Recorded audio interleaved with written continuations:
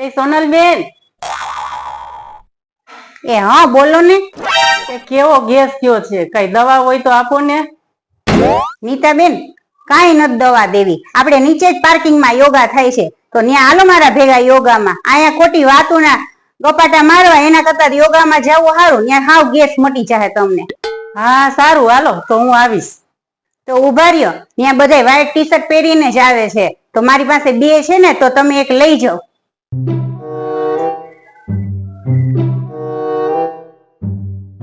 હાલ્યો, હાલો હું T shirt પહેરીને આવી જઈશ.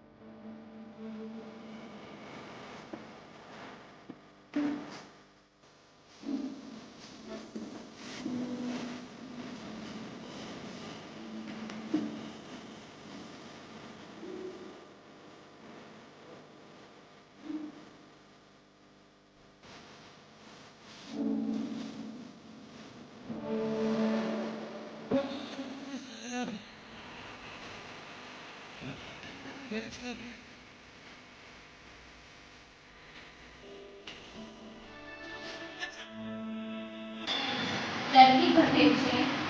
ઉચ્ચ રક્તપાતવાળા દર્દી માટે ખૂબ જ લાભદાયી આસન છે.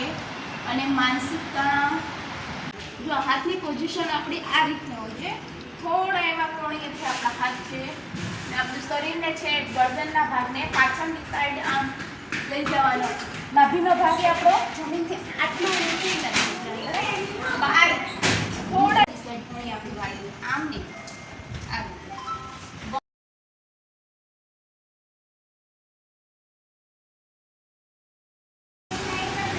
ભુજંગાસનથી પેટના અવયવોને માલિશ મળે છે અને સ્વસ્થ રહે છે. ગરદનના સ્નાયુઓ છે આપણા મજબૂત બને છે. મૂત્રને લગતી કોઈ પણ તકલીફ હોય છે તે પણ દૂર થાય છે. કમર આપણી વધુ સ્થિતિસ્થાપક બને છે.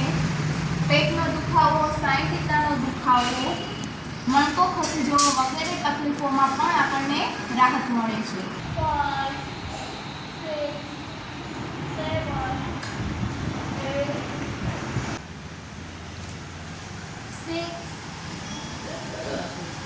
9, 10.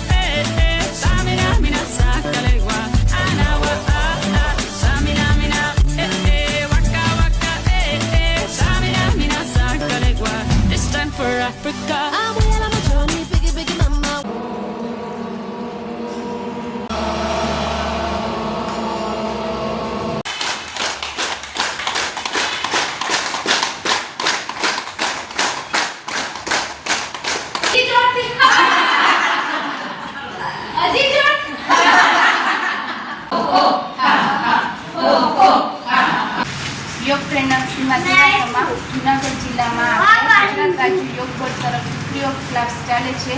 તેનો મારા ક્લાસની અંદર 35 થી 40 સાધકો લાભ લઈ રહ્યા છે. શું નીતાબેન મજા આવી ને? હા હા બહુ મજા આવી હો. હવે તો હું રોજ યોગમાં આવીશ. શું ગેસમાં ફેર પડી ગયો ને? હા હા ફેર પડી ગયો.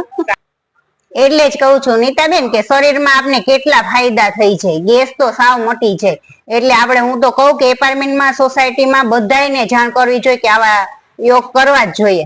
હા તો હું એ બધાને કહીશ કે યોગમાં બધાય આવજો. સારું.